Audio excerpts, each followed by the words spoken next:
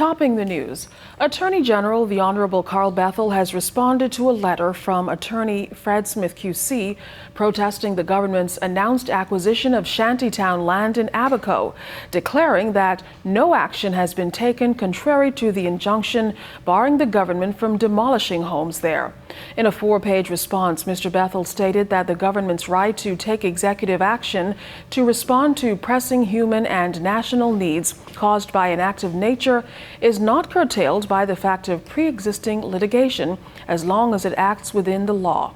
The statement goes on to note that homes in the Shantytown were decimated by powerful Hurricane Dorian, which could not be foreseen, and that removal of debris does not constitute any violation of the injunction. Furthermore, the Attorney General says the removal of debris is backed by the Environmental Services and Building Regulation Acts.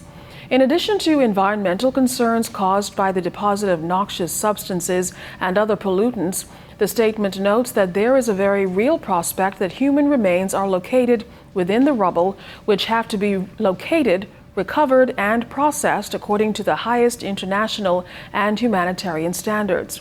Mr. Bethel chided Mr. Smith for publishing a letter which he said was written with a view to publication and to influence public opinion.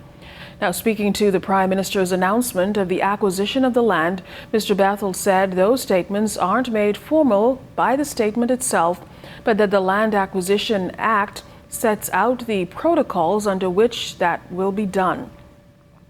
Now, finally, Mr. Bethel's